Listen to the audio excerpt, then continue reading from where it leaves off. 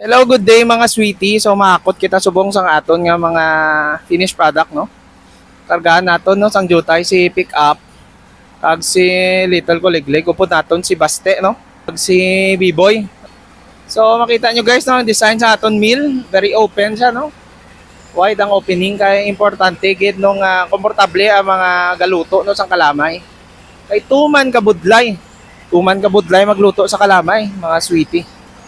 Mainit kag haling ka na sa gintapsan mo, maluto ka pa kainit-init nga kalamay. So muna akot kita. So hindi nilang ulangon no ang kabugaton sang aton nga ginapangakwat, no.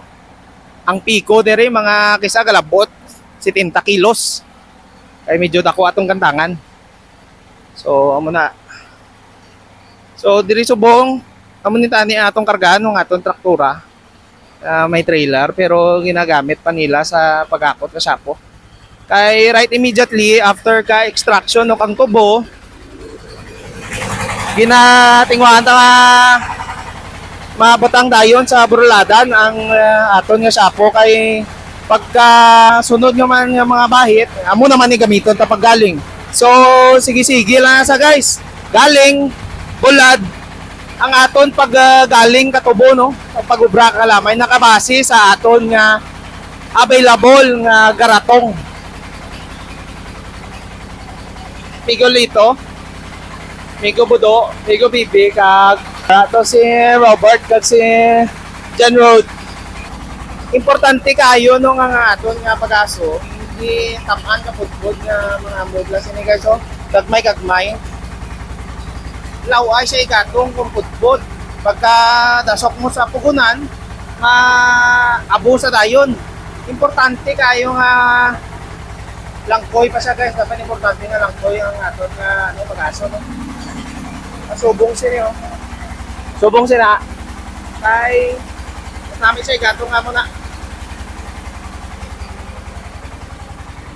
So manog tapos na no ang anda nga pagaling. So diri guys sa atong galingan tanan na gabinuligay para maka-ubra sa kalamay kay pangabuyan ni naton guys.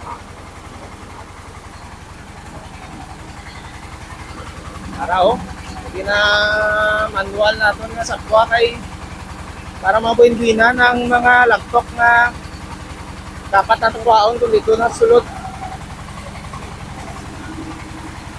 So usually yung gina-plans natin dire mga 20 ka 20 ka stocks. Mas rako, mas mayad.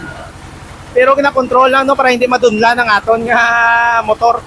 Kaya kung madunla, hindi mapatay lang siya. So dire sa amon guys, why namon ginahugot mayong molino. Ang nagapahugot kag nagapagutok mismong tubo. Kaya ginalikawan ta ang metal to metal contact sa aton nga kagamitan, no. So amo na sa mga adlaw bali alas 8 no. Aga pa ta din after ta magahatod sa aton nga mga kabataan sa eskwelahan. Kay may mga bago tang arrangement sa aton nga setup. Because sa demand sang market, no. So taway di sa amon lugar guys. Tama ka taway. Mainit pero nami ang init. O may talambayan ta di sa idalom sa aton nga paborito nga Kamunsil. Aligwa nga aton lugar.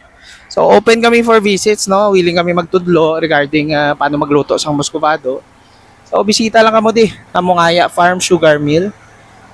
Upod ako si Jan. So peace.